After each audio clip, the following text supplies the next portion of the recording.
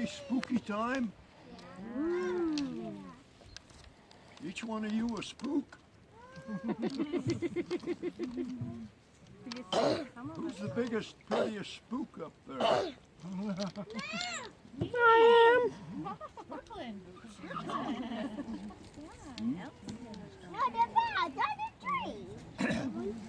Well, I want to tell a spooky story. This story is partly true and partly not true. It's a partly. Anyway, there used to be, there still is, bears in this country, in this river bottom. Back up the way here about a half a mile, Brother Barnes called me and he says, I want you to come and look. I got 3 sheep out here in the corral and right next, within 50 yards of the house. And something has killed all 3 of them. I says, I'll come and look at it. And I looked at it and I says, well, there's been people that hike in the hills back in the river, top of the hills here, north part here, that have seen a bear, a big black bear. I said to Brother Barnes, I said, that bear that they saw last summer is probably still around here somewhere. I think that bear is what killed your sheep. And I says, we can verify this by calling the government trapper. He came over and looked at it. He says he thought it had been a cougar, mountain lion. Well, I've been around enough to know that bears and mountain lions do the same kind of work. When they kill something, they'll find leaves and limbs and everything and try to hide it so that nobody or nothing else can drag it away. Well, I didn't want to argue with him, but I thought it was a bear, not a cougar. Because I've seen cougars kill, and they do the same thing. They rake the leaves and the limbs and stuff and try to hide it. Well, back in the olden days, in Grandpa and Grandpa's time, there used to be these bears that had come in this time of year off the mountain, and it's getting time for them to get ready for winter. You know what a bear does when the winter starts to come in? They hibernate. They hide in a tree log or a hole in the ground or in a cave. What does hibernation mean? What? Means what? They sleep through the winter. Well, they have to get fat and heavy and have a winter's coat. So they never make it. They sleep off of the fat that they put on during the winter.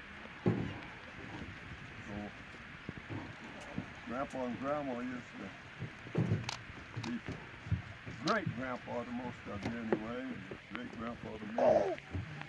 They used to come in and kill the cattle this time of year.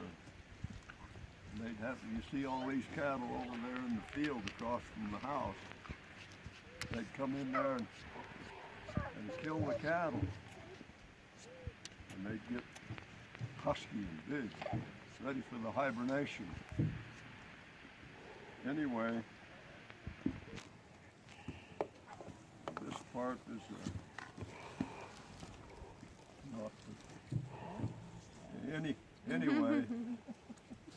they used to, the old timers used to hire a guy that's skilled at hunting and trapping bears.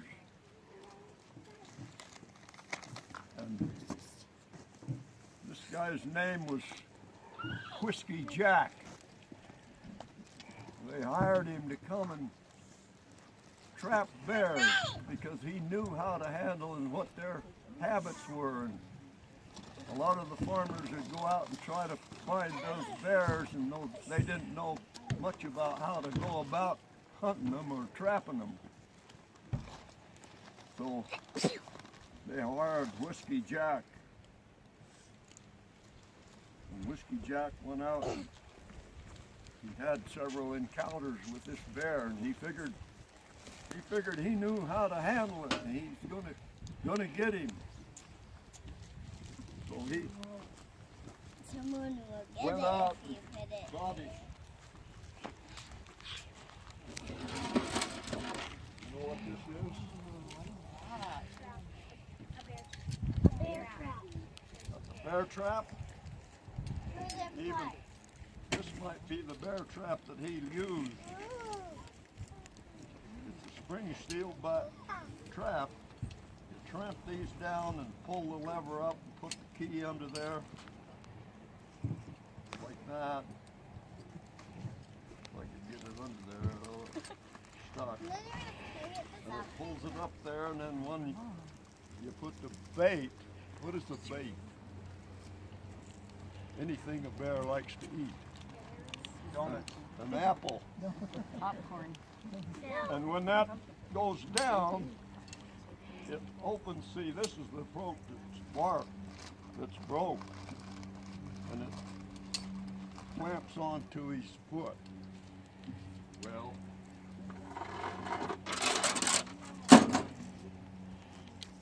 this particular time he got that bear trapped into that trap. Somebody's hollering at the bear to come. Maybe he will come. And well, this old bear thought he was going to be outsmart the trapper. He was pretty smart and pretty wise. He'd come in and kill the cattle, kill the big cow, Mom, what's the screen thing? and then ate a lot of it. And then these guys had hired Whiskey Jack to come and get this trap, you know, to catch the bear. And the bear got his foot into the trap.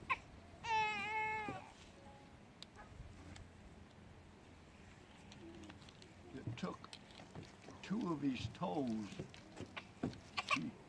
He chewed his toes off to get loose. And he only had 3 toes left. And they called him Three Toes. Old Three Toes was pretty smart. And he used to come in and he killed more than one cow. And they kept after him to try and get rid of him so he don't kill all their cows. And about this time of year, and he came down close, and they told Whiskey Jack, "Go get him. We'll pay you good to get the old bear." And this old bear was hiding in the background.